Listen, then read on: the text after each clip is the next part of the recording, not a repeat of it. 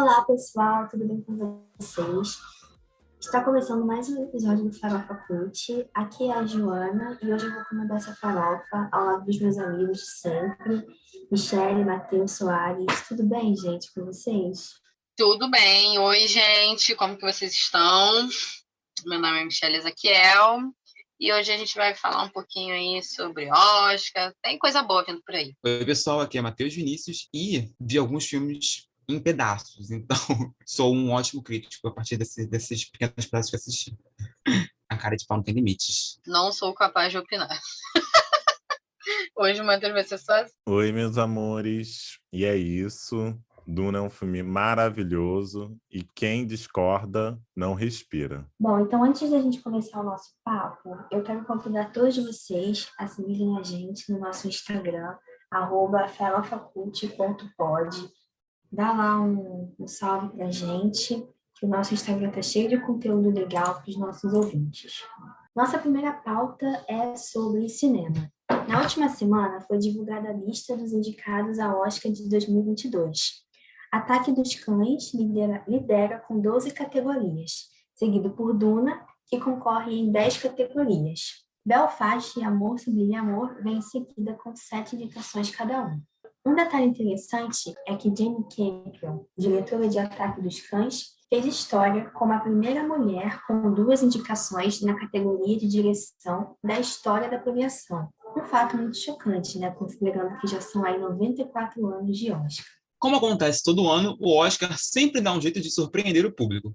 Por ser a última premiação da temporada, há sempre muita expectativa e especulações sobre os indicados. Nesse ano não foi diferente, mas muita gente ficou surpresa com algumas nomeações e esquecidos. Lady Gaga, por exemplo, era mais cotada para concorrer ao prêmio de melhor atriz por Kazaguchi, mas ficou de fora. O filme também foi esnobado nas categorias principais, sendo indicado apenas por maquiagem e cabelo. Bom, vamos pegar aqui um pouco da opinião do nosso cinéfilo de carteirinha, Soares. Qual foi aí a sua maior surpresa esse ano com os indicados? Você acha que tem alguém que foi superestimado ou subestimado? Sentiu falta de alguém? Alguém que você achou que não devia ter sido indicado? Só virou nossa Maria Beltrão, né?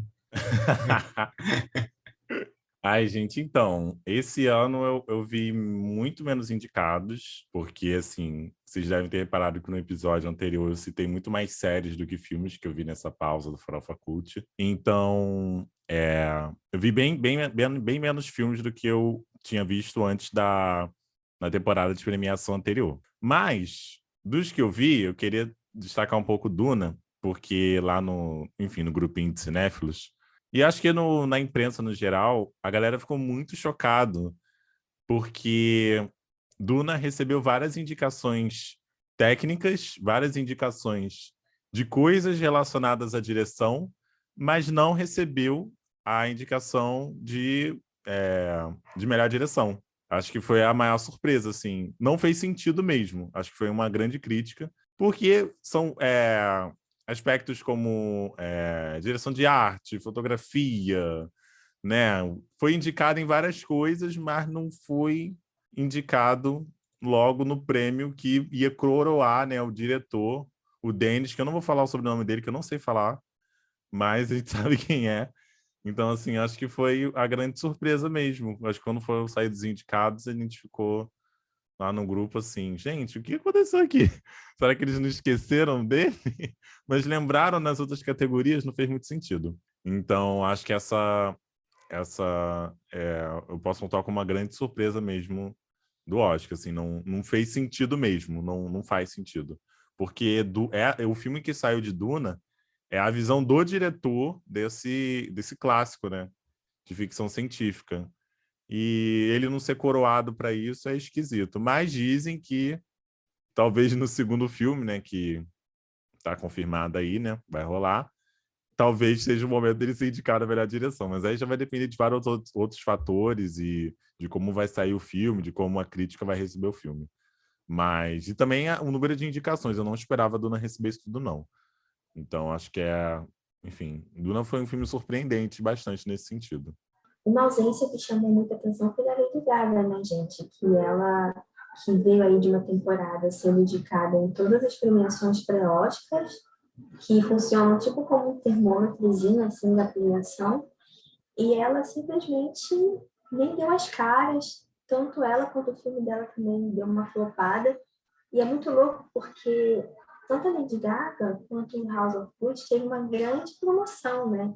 A Lady Gaga, assim, eu particularmente não achei a interpretação dela tão icônica assim, muito caricata.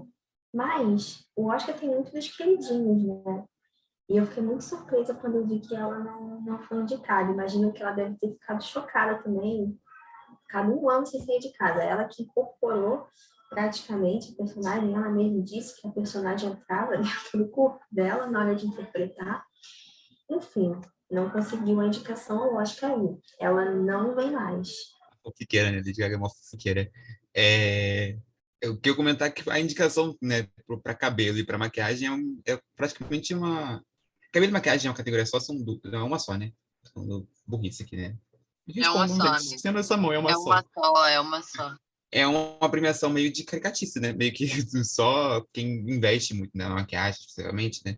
É, muito de época ou coisas que tem monstros, enfim, que tende a ganhar, né? A questão da maquiagem, né? Então é mais pro lado do caricato, né? Mais próximo da arte ali da enganação, né? Então é engraçado que só esse que eles foram, né?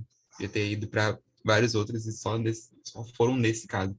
E tu gostou, Soares, de Não Olhe Pra Cima? Ai, gente, eu achei o filme muito bom, assim. Você fala assim, caraca, essa cara é muito boa, né? Eu só não acho que, enfim, não vi os outros indicados, ainda vou maratonar aí, porque eu espero sair a lista dos indicados para otimizar o tempo, né? Ver só o que foi realmente indicado. Mas, enfim, eu achei um filme com essa cara boa, né? Não sei o que vocês acharam, mas não sei se, mesmo depois que eu terminar de ver todos esses filmes, eu vou falar assim, caraca, merecia estar indicado em melhor filme e talvez levar na categoria. Pelo trailer que eu vi dos outros, parece ser uma coisa um pouco mais trabalhada em outros aspectos, mas em Não Olhe Pra Cima, pelo menos em roteiro, eles têm uma sacada muito boa. E é um filme muito atual, né? É a cota do Netflix, né? O Oscar. Ela fez ali aquele Pix e meteram um filme nos indicados. Também achei um pouco emocionado demais, assim, indicar, né? Mas não sei se também o elenco era muito queridinho, né? Teve muito. A gente sabe que acho que as indicações também tem muita da forma como as produtoras promovem o filme, né? Então, por isso que a gente se surpreende quando um certo filme às vezes não entra, porque parece que estão promovendo tanto aquele filme como um filme de Oscar, e aí quando não entra, você pensa, o que aconteceu? E aí alguns que entram, você pensa, ué, mas por que você está aí? Enfim, só Deus sabe como é que são os critérios dele. Mas realmente, né, o Não Olhe Pra Cima também foi um filme que eu assisti. Assim, é um filme bom, né? É um filme assim muito atual, né, de fato. Ele retrata muito a realidade brasileira, então é bizarramente retratada naquele filme, né? Então é muito doido isso. Assim, ser indicado como melhor roteiro talvez tenha sido aí acertado. Mas para mim, indicado como melhor filme, também não acho que seria relevante, não. E assim, é bem isso, né? Foi a cota ali da Netflix, mas acho que ela investiu para ter um bom roteiro, para ter um roteiro ali fechadinho. Então, acho que a indicação ali em melhor roteiro foi merecida. E o contrato também, né? Uma galera que eles escolheram, né? Muitos atores muito pesados para poder participar. Então, é a Netflix jogando pro Oscar mesmo, assim. Pegou o bonde para poder... Pegou os melhores dos melhores para colocar ali para poder tentar esse Oscar, né? Então, eu acho que era esperado, assim. Pode não ser, né, aquela qualidade, assim, mas era esperado por ver eles lá, sabe? A Netflix cancelou todas as séries para poder fazer o cachê dessa gente. Sim, ele é um filme bem redondinho, né? Foi o que eu falei, tipo, foi aquela coisa de investir para estar presente ali, pelo menos alguma categoria assim, mais relevante, né? Que não seja, tipo, melhor penteado. Realmente a gente sabe que é mais para filme de época, essas coisas como você tinha comentado, né? Mas eu também assisti da lista do Oscar, né? Foi Ataque dos Cães. E eu, como eu falei, vi filmes em partes. Eu comecei a assistir King Richards, mas não terminei. E aí não me surpreenderia, falando de Ataque dos Cães, deles catarem bastante dos prêmios que tem lá, né? Inclusive, acho que do coadjuvante, acho que o nome do garoto é Code, alguma coisa, talvez ele deva levar alguma coisa. E o Benedict Cumberbatch também tá sensacional nesse filme. Então, não me espantaria se eles debatem pelo menos essas duas categorias. Porque é um filme denso, assim, acho que jogaram muito para interpretação não verbal também, além do dito, tem muito não dito no filme, então trabalhava muito com as expressões dos personagens. Então, os atores tiveram que dar muito de si para tentar construir a história. E aí também faz muito sentido a Jane Campion estar aí como como um grande destaque. Não, eu achei um filme tanto quanto conceito. Tem bastante subtexto, como eu disse, então pode ter cara do Oscar por causa disso, assim. É um filme mais, talvez, cabeça a um certo ponto, mas dá para entender tranquilamente o filme. Mas eu acho que vai muito por esse caminho do ser um filme mais conceitual, né? Tem muita coisa não dita, tem muita coisa que os atores garantem ali no carão. E King Richards, pelo que eu estava assistindo, aí não terminei de assistir, então não posso falar muitas coisas. O Will Smith está maravilhoso, gente. E a história, pelo menos até onde assisti, já é uma história bem divertida a princípio. E como não terminei de assistir, não tem como dizer se a história se desenvolveu perfeitamente. Mas é um filme que com certeza deveria estar ali, né? Pelo que representa, também por ser uma biografia, né? Que biografias o Oscar gosta. É um filme bastante interessante, sim. Então é isso, gente. Vamos ver aí, né, o que vai rolar nessa premiação. O nosso segundo Oscar na pandemia. Enfim, vamos ver quem serão os grandes ganhadores, quem vai ser os injustiçados. É sobre isso. Se o senhor fosse um pouquinho mais educado e menos mimado, o senhor teria respeito por aquilo que eu falar. Ele faz aliança para proteger o filho quadrilheiro, corrupto e vagabundo. Que Deus tenha misericórdia dessa nação. Agora a gente vai para a nossa segunda pauta sobre política, né? Como sempre. E na última semana, o presidente Bolsonaro desembarcou na Rússia para um encontro com o presidente russo Vladimir Putin. Muita gente não entendeu o porquê da visita, principalmente em um momento que o país europeu protagoniza uma forte briga diplomática com a Ucrânia, que tem mobilizado as principais potências do mundo. Segundo o governo brasileiro, o encontro entre Bolsonaro e Putin tem motivos estritamente comerciais e nenhuma relação com a crise diplomática que está rolando lá na Europa, né?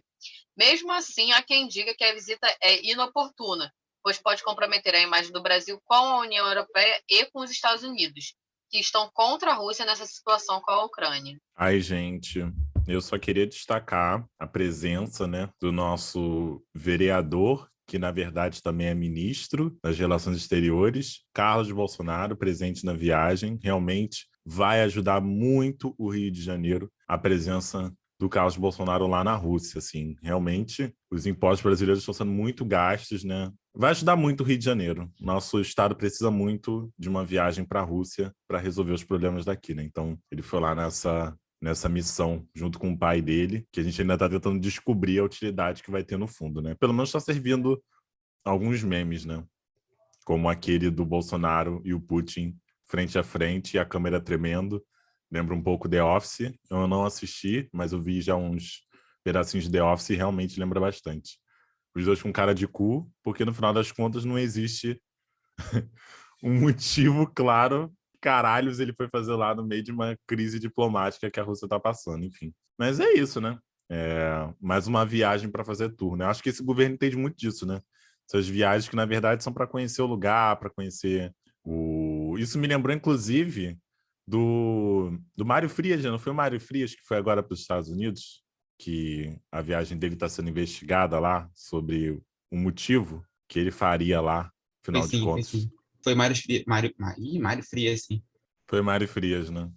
Mário Frias que foi lá dar um rolezinho pelos Estados Unidos, porque, enfim, né? Mais uma vez, nossos ministros, acho que Bolsonaro, o nosso governo brasileiro nunca teve tantos ministros das relações exteriores, assim, porque vai uma galera viajar, torrar, né, dinheiro na classe executiva, porque, enfim, né? Tem que viajar da melhor forma possível para poder resolver os problemas do Brasil na Rússia. Mas é isso, só queria destacar mais essa tour lá, né? Bolsonaro Tour. Até porque, né, depois não vai ter como mamar nas tetas do Estado viajando à toa, né? Então tem que aproveitar o último ano. Impressionante, né, o Carlos Bolsonaro. Tipo, eu acho que ele deve ter, sei lá, deve ter viajado mais para fora do país do que frequentado sessões na Câmara de Vereadores. Impressionante. Você falou dos memes, né? E aqui, eu vi agora essa emoção aqui, foi o Bolsonaro, né, prestando homenagem, participando da cerimônia em homenagem aos soldados soviéticos, né? E aí, uma coisa muito, muito bizarra, né? Que é ele fazendo reverência aos soldados comunistas que ele tanto prega contra. Enfim, eu acho que acho que exatamente o pior de tudo disso, né? Porque não existe nenhum problema, né, em um presidente de um país visitar outros países, né? Tanto que até principalmente o Brasil visita a Rússia, porque a Rússia faz parte também do mesmo bloco econômico do Brasil no sentido das BRICS, né? Então não é uma coisa muito, muito bizarra o Brasil visitar a Rússia. O bizarro é visitar a Rússia no meio de uma crise que está acontecendo agora, né? Uma crise territorial, enfim, tudo que envolve Rússia e Ucrânia. E aí por isso fica um pouco de um tom ruim, né? Porque tá a União Europeia lá tentando evitar uma guerra de qualquer modo, e o Brasil indo lá como se não tivesse nada acontecendo no mundo, indo visitar o país, né? E, além disso, né, tem o fato do Bolsonaro ser um péssimo diplomata, né? A gente, sempre que o Bolsonaro pisa fora do país, a gente espera o momento em que ele vai falar alguma merda ou fazer alguma merda, que a gente já é de praxe no Brasil, todo dia ele faz isso, porque fora do país não faria. Mas ele sempre causa algum tremor quando ele está fora, né? A gente sempre fica meio que esperando o tropeço, que nem, sei lá, aquela pessoa que você não quer que as pessoas saibam que você conversa, sabe? Que você fala, pelo amor de Deus, essa é a pessoa que eu tenho aqui, pelo amor de Deus. Não precisa, ninguém precisa saber que ela existe. E o Bolsonaro, assim, do lado de fora é meio que isso, né? A gente torce para que ele fale pouco, né? E volte rapidamente para casa. A gente não passa mais vergonha do que a gente já passou em todas as circunstâncias. A cara do Bolsonaro colocando a coroa de flores no túmulo do soldado soviético é impagável. Outra coisa bizarra, né, nessa treta aí, entre Bolsonaro querer ser diplomata, e a gente sabe que ele não é, né, se envolver nesse rolê aí da Rússia, foi o Salles, né, divulgar aí que o Bolsonaro tinha acabado aí com a Terceira Guerra Mundial, né, responsável por não deixar que essa Terceira Guerra Mundial implodisse aí na Rússia, né. A visita do Bolsonaro tivesse feito isso e depois ele vir falando que foi uma brincadeira, né, uma coisa ali descontraída, sendo que assim, não é o momento, né, galera? Não é o momento. A gente sabe que a Rússia não tá para brincadeira, a gente sabe que se realmente rolar essa guerra, vai dar merda para todo mundo, não vai ser uma merda tipo que vai ficar concentrada a Rússia e a Ucrânia, né? E mesmo que seja, já é péssimo também, né? Mas a gente sabe que vai ser uma parada absurda e que vai sobrar para todo mundo. E o cara brincar com uma parada dessa num momento tenso desse é no mínimo ridículo, né? No mínimo querer que o país vire mais chacota do que já está, né? Tendo o governo aí do Bolsonaro, com as milhares de idiotices que ele fez ao longo desses anos como presidente, né?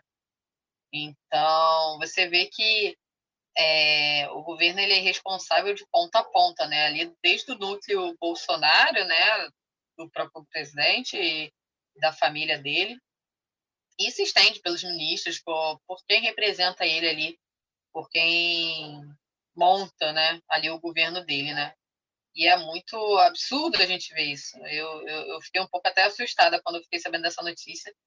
Que você vê a responsabilidade, a imaturidade, a falta de preparo para estar nos cargos que estão, né? Mas é porque foi uma viagem que pegou bastante surpresa, né? E tal. Mas o foco mesmo foi essa questão da Rússia com a Ucrânia, né? Mas, assim, a política externa do governo Bolsonaro, ela é podre, né?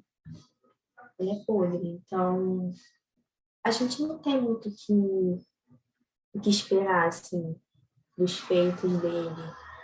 É muito louco, porque, sei lá, parece que ele tá sempre... É sempre uma piada, sabe? Tipo, o Bolsonaro é tão pequeno comparado a outros líderes mundiais, assim.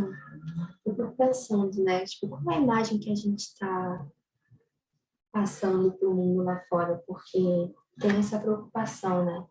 De que, mas o Brasil está indo se encontrar com a Rússia num momento em que está uma crise diplomática mundial, você pode queimar a gente, mas a gente já não está meio queimado, né? Porque o Brasil, ele nunca foi um gigante lá fora, né? A gente sempre foi muito mediano, a gente tem a nossa importância, mas a gente não é um país gigante de política externa, né? A gente sempre foi muito neutro, muito amigão de todo mundo e tal. Então, todo esse mal-estar, mas aí com o governo Bolsonaro, a gente está sempre fazendo muito mal-estar, né? Foi com a França, foi com os Estados Unidos, depois que o atual presidente foi eleito. E aí é isso, é só mais um papelão que o presidente Bolsonaro está fazendo lá fora. Eu acho que tem uma diferença. Pode não ser o Brasil pode não ser um país, né, de tão grande relevância, mas sempre foi bem visto fora, né?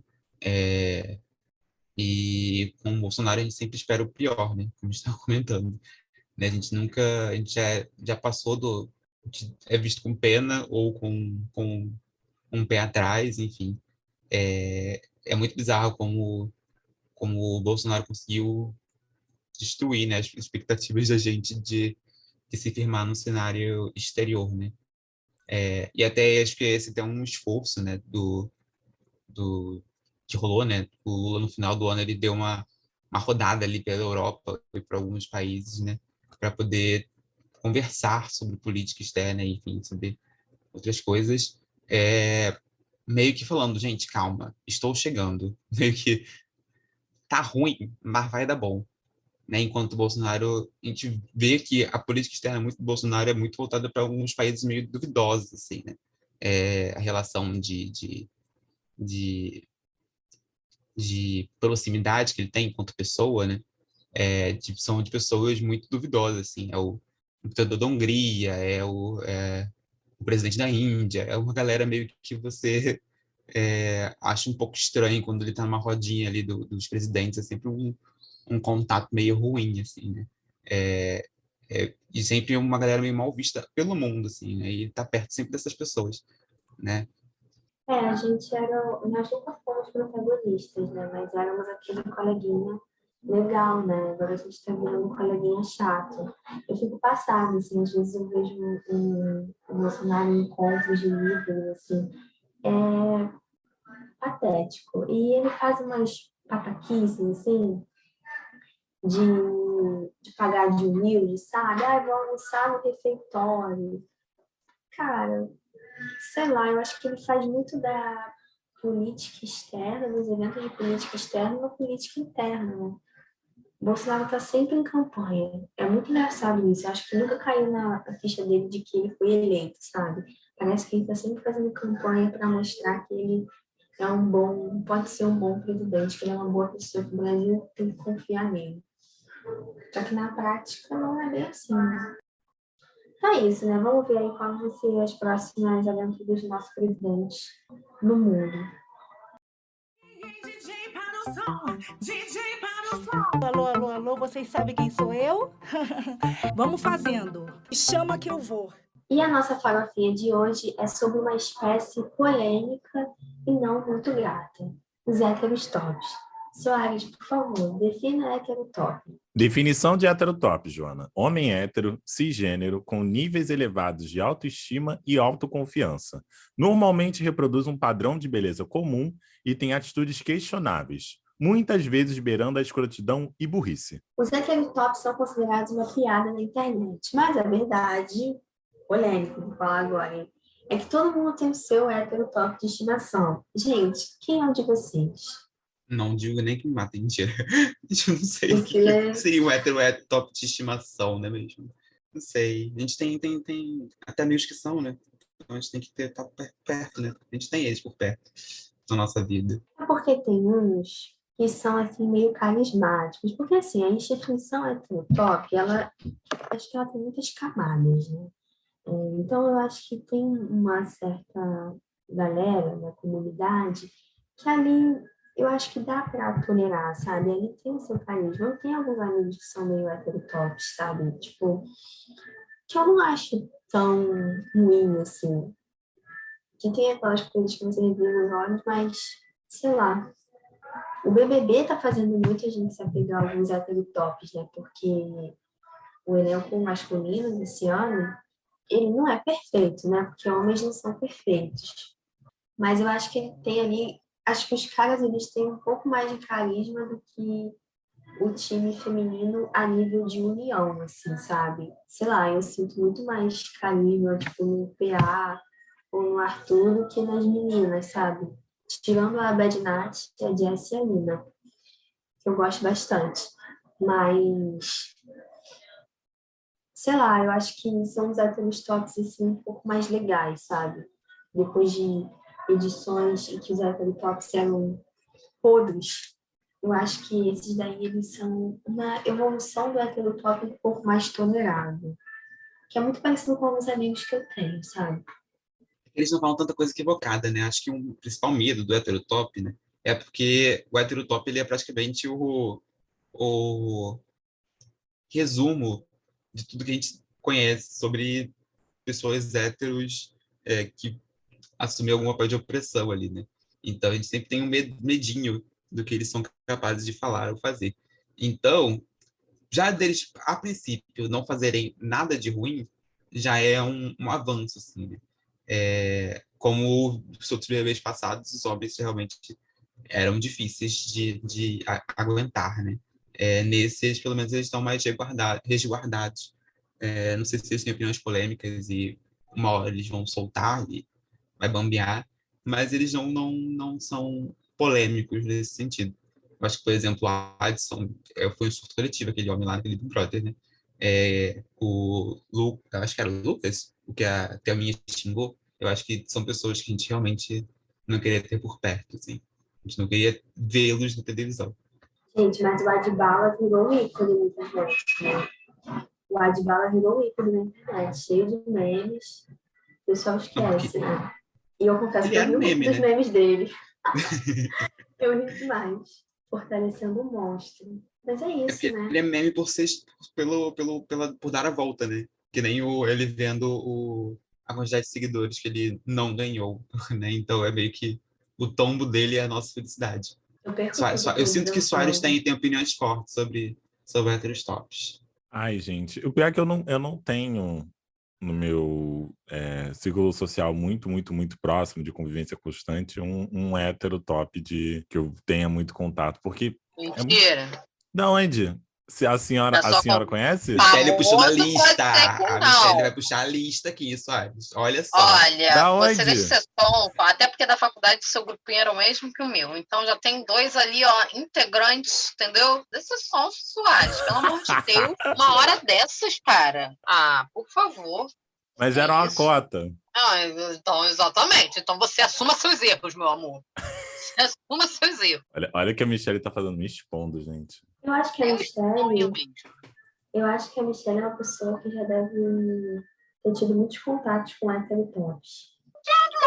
Isso, não entendi. Esse Eu já... ataque do Michelle, ela nada. agrega muitas pessoas diferentes na vida dela, né? Não, amiga, eu tô falando do lado de amizade, entendeu? Não, tem alguns. Não vou dar uma de sonsa aqui que nem Soares, falando, ai, que eu não conheço, ai, que eu não tenho contato. Mentira. Conheço, tenho contato, né? Tenho até amigos que são, é aquilo. Mas dizer que eu. Ai, nossa, caraca, a Michelle é rodeada de héteros top, topíssimos. Não, muito não. Mas enfim, né? É como eu disse, é uma espécie com muitas camadas. Às vezes eu me sinto culpada de gostar de alguns, porque eu Parece que a gente, tipo assim, não dá uma chance, né, para os héteros tops se mostrarem além dessa definição. Mas será que eles conseguem ir além? Porque a gente sempre espera uma decepção de um hétero top, né? Mas talvez eles possam nos surpreender para pior.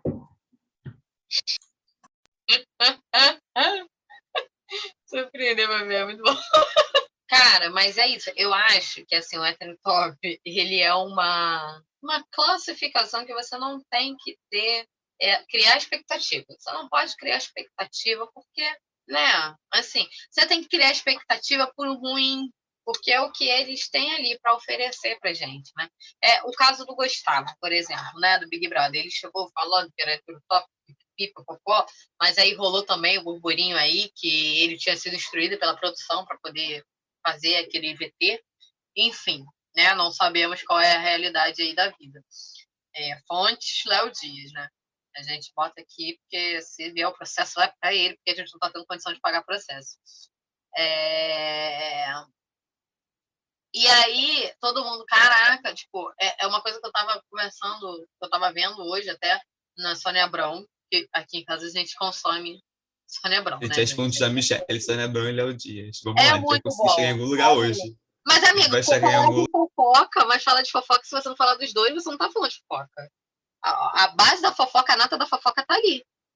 O Google Gloss é outro, entendeu? É nesses lugares que a gente tem que procurar. Rainha Matos, é sobre isso, eles é que sabem das tretas. Eu não sei porque eu não tô sendo convidada pra Farofa da GQ ainda, né? Um dia, quem sabe. Mas, enfim, todo mundo, né? Assim, não todo mundo, não sei, né? Os héteros tops provavelmente não. Mas quem não é hétero top, todo mundo ficou tipo, caraca, esse cara deve ser um merda, deve ser chato pra cacete, não vai agregar em nada, pipipi, popopó. E aí, é uma coisa que eu me surpreendi, eu tô gostando dele, gente. E eu não tô suportando a menina lá, qual é o nome dela? A Larissa. Menina chata, entendeu? Leve e traz, ai, que preguiça, muita preguiça dela. E aí eu tô me surpreendendo demais com ele. Assim, né, por enquanto. Eu também não vou aqui, Jesus, pelo amor de Deus, esse meu comentário aqui tem duração de 5 minutos, né? Porque no Big Brother, a cada segundo, eu tô amando alguém ou odiando alguém. Amando não, porque é muito pesado falar isso desse elenco, porque tá só. Mas, enfim. É isso, né? É muito doido. Então, eu acho que a heterotopice, a gente tem que sempre esperar o pior para tentar, quem sabe, ver uma evolução deles, né? Se você for esperar o melhor, meu amor, você vai ter decepção. É bom que a gente espera o pior, e aí, se acontecer o pior, a gente já tá com o pé no chão. Mas se acontecer o melhor, a gente se surpreende. Cara, porque eu acho que tem dois tipos de hétero top. Tipo, tem aquele hétero top que acaba sendo o brincalhão do rolê, né? Tipo, né? Faz ali as suas gracinhas, né? E tem aquele hétero top que você às vezes tem que virar professor, que você fica ensinando as coisas toda hora, tem que ficar, ei, isso não é legal, isso não é legal, isso não é legal. Porque parece que a pessoa vive numa bolha ali, doida, sabe? Mas agora esse exemplo aí, né, do BBB, a gente vê um que tá ali, né, fazendo as palhaçadinhas dele, que, enfim. O heterotop também está muito atrelado a um pouco de maturidade, né? São as piadas de quinta série que costuma rolar, né?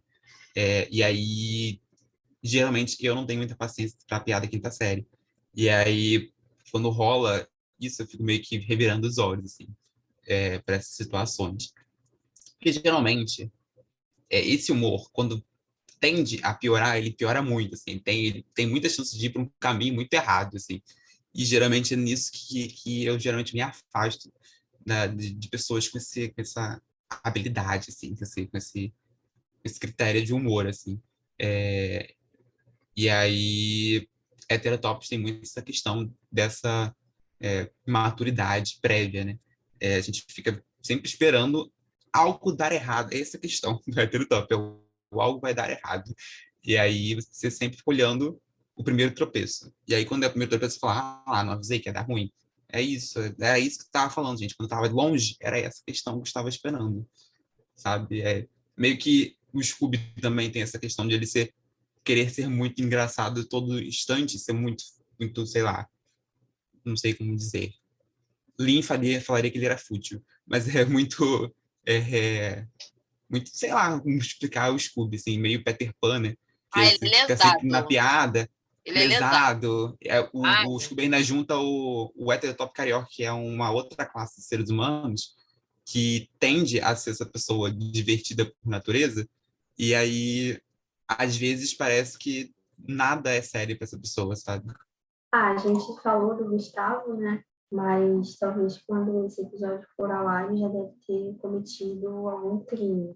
Então, considerem que a gente está gravando esse episódio uma quarta-feira, depois do paredão do Arthur Guiar, que é outro hétero top que a gente está abraçando muito, né? Nesse BBB. Mais ou menos, abraçando mais ou menos, que eu tenho minhas questões com o Arthur. Bom, então é isso, né, gente? Vamos ver se até amanhã a gente vai continuar gostando desse hétero top aí do BBB. Porque, como falamos, né, todas as nossas opiniões sobre o Big Brother Brasil têm um prazo de validade de 24 horas, às vezes menos. E é assim que a gente queria se despedir de vocês. Chegamos ao fim de mais um EP do nosso podcast. Ai, gente, muito obrigada pela companhia, pela conversa. Foi muito legal hoje. Não foi, gente? Oi, aqueles. Dá pra perceber que foi muito legal. Eu vou ficando por aqui. Joana, um beijo pra vocês. Se despeçam aí, gente. Um beijo, pessoal. Até o próximo episódio. Criem seu heterotópico em paz. Alimentem seu heterotop. Tchau, meus amores. E é isso, foi ótimo estar aqui com esse momento, nessa quinzena com vocês, e até a próxima. E assistam os indicados ao Oscar, que, enfim, vem muita coisa aí. Pode deixar. tchau, meus queridos. Uma boa quinzena. Aproveitem com consciência, em casa, o carnaval, de preferência, hein, galera? Beijão. E desejem feliz aniversário pra Michelle, gente, no post que a gente vai lançar, gente. Vamos!